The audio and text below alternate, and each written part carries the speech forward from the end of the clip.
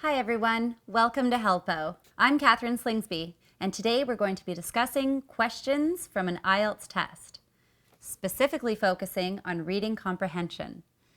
This video is second in a three-part series, each covering a section based on the same reading passage. This video looks at the not given section as a follow-up to the video looking at the matching paragraph information questions. The last video in the series will go over a summary completion section. If you'd like to practice answering these questions before hearing our explanation, please pause the video to read the questions to yourself. Alternatively, the practice questions used in this video are publicly available on the official IELTS website, link below. You can pause the video now, read the passage and questions at your own pace, and then join us again when you're finished.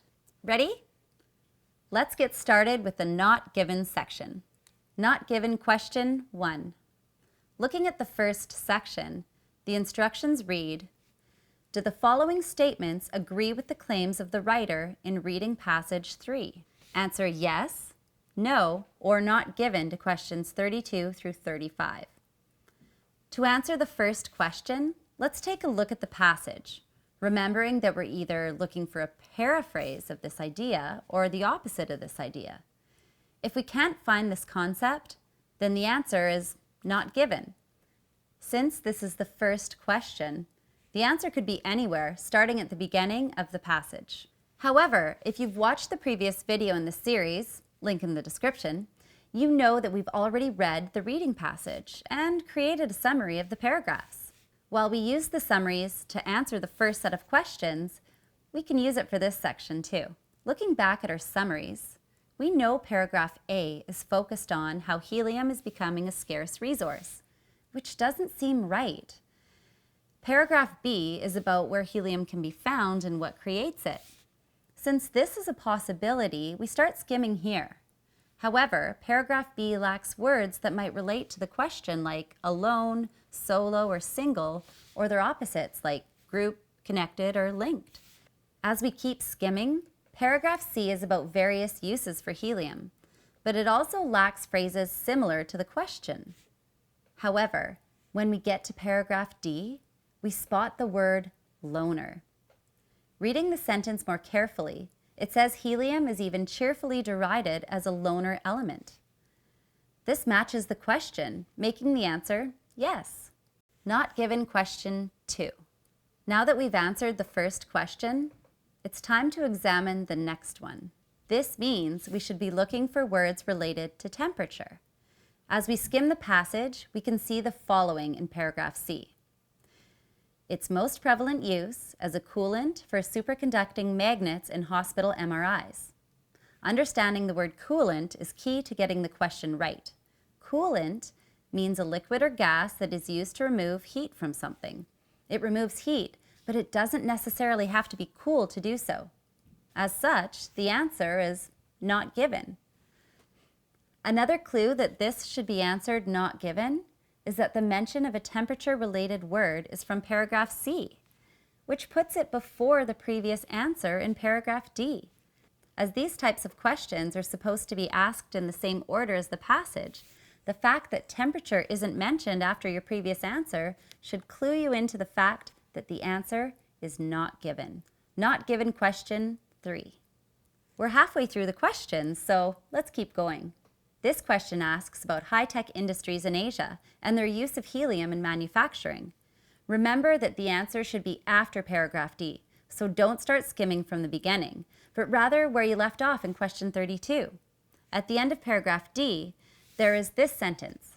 There is an enormous supply and demand imbalance partly brought about by the expansion of high-tech manufacturing in Asia.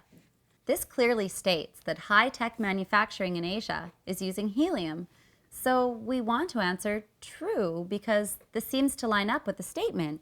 However, only the first part of the question is supported by that reading passage. The second part of the statement, which talks about Asian laboratories using more helium than other manufacturers, is a concept which is not present anywhere in the passage. As such, the correct answer is not given, despite the first half being true. These partially supported statements are why reading the questions carefully and paying attention to the details is so important. If you can find some of the meaning, but not all of it, the correct answer is not given. Not given question 4. This is the last question for the section. From the summaries we wrote during the video, we already know that the answer to this question must be located in paragraph E, because that's the paragraph discussing the Helium Privatization Act. As this lines up with our last answer being at the end of paragraph D, we can be confident that we located the correct passage for question 34. The second sentence contains the following. Although intended to settle the original cost of the reserve by a U.S. Congress ignorant of its ramifications. Skimming the rest of the paragraph, we know that this is the right section because this is the only place where the word Congress is used.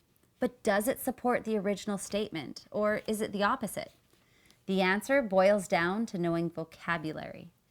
The word ignorant means lacking knowledge or awareness, while the word ramifications means a consequence of an action or event.